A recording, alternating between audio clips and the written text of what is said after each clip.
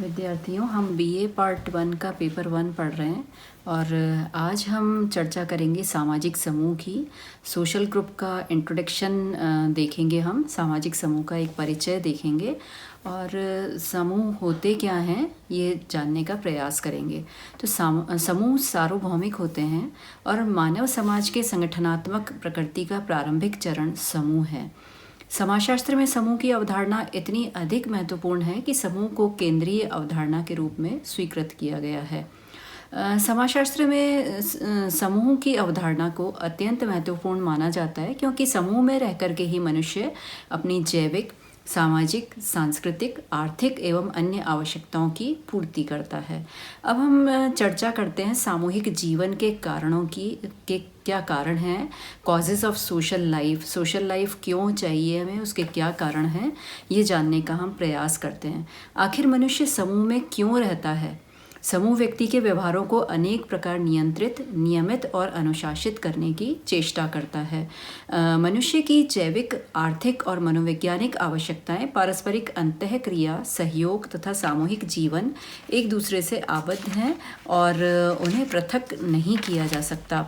समूह और व्यक्ति की चर्चा अगर हम करें, ग्रुप और इंडिविजुअल की अगर हम बात करें, तो समूह एवं व्यक्ति के संबंधों को लेकर समाजशास्त्र और मनोविज्ञान के क्षेत्र में काफ़ी वाद विवाद हुआ है।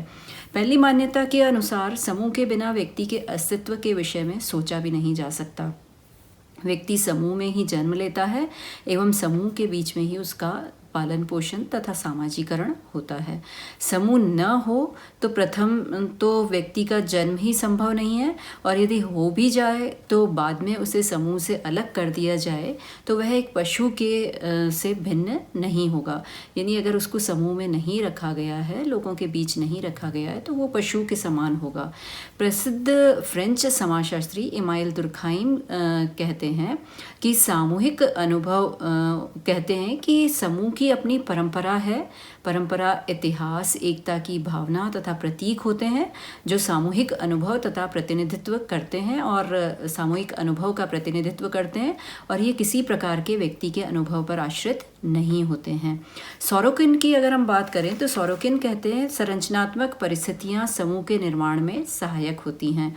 इसमें नातेदारी, रक्त संबंध और समान उत्पत्ति की धारणा, विवाह, धर्म तथा जादू टोने में विश्वास की समानता, भाषा की समानता, समान उत्तरदायित्व, भूक्षेत्रीय निकटता, व्यावसायिक हित, सामाजिक संस्थाओं से सामंजस्य, समान खतरा तथा शत्रु से सुरक्षा भी आवश्यकता होती है जिसके द्वारा समूह का निर्माण हो रहा है। अब हम समूह का अर्थ और परिभाषा समझने का प्रयास करेंगे। Meaning and definition of social group. अगर हम फेयरचाइल्ड, HP फेयरचाइल्ड के अनुसार बात करें तो HP फेयरचाइल्ड ने डिक्शनरी ऑफ सोशोलॉजी में बताया कि दो अथवा अधिक लोगों जिनके बीच में एक स्थापित मनोवैज्ञानिक अंतःक्रिया का प्रतिमान हो, वह उसके सदस्यों द्वारा तथा प्रायः अन्यों के द्वारा भी उसके विशिष्ट सामूहिक व्यवहार के कारण एक स्वतत्व के रूप में मान्य होता है। अगर हम ऑकबॉर्न और निमकॉफ की बात करें तो उनके अनुसार जब कभी दो से अधिक व्यक्ति एक साथ मिलते हैं और एक दूसरे पर प्रभाव डालते हैं तो ये एक समूह का निर्माण करते हैं।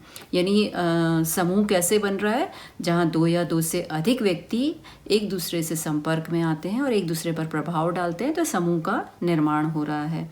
और प्रभाव डालने के लिए सामाजिक अंतःक्रिया होनी चाहिए, सोशल इंटरेक्शन होना चाहिए और उसमें अगर निरंतरता है तो उससे सामाजिक संबंध बन रहे हैं और विभिन्न सामाजिक संबंध मिलकर के सामाजिक समूह का निर्माण कर रहे हैं।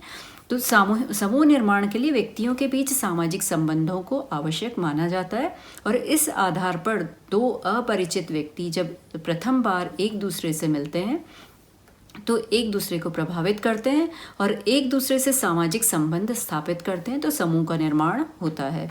मैकाइवर और पेज अपनी पुस्तक सोसाइटी में समूह को परिभाषित करते हुए कहते हैं कि समूह से हमारा तात्पर्य व्यक्तियों के किसी भी ऐसे संग्रह से है जो एक दूसरे के साथ सामाजिक संबंध स्थापित करते हैं। या हम टीबी बॉटोमोर की बात करें तो वे सामाजिक समूह को व्यक्तियों का संकलन कहते हैं और उनके अनुसार विभिन्न व्यक्तियों के बीच निश्चित संबंध होते हैं और प्रत्येक व्यक्ति समूह और उसके प्रतीकों के प्रति सचेत होता है, यानी वो कॉन्शियस है अपने ग्रुप के प्रति, अपने लोगों के प्रति कॉन्शियस होता है, अपने रिलेशंस के प्रति कॉन्शियस होता है। आधुनिक विचारधाराओं में संरचनात्मक प्रकारवादी संप्रदाय के समर्थक रॉबर्ट के मर्टन के अनुसार, या रॉबर्ट के मर्टन जो व्याख्या कर रहे हैं वो समूह की, तो उनके अनुसार समूह निश्चित रूप से व्यक्तियों का संकलन तो है ही साथ इसमें सामाजिक संबंध भी अनिवार्य हैं।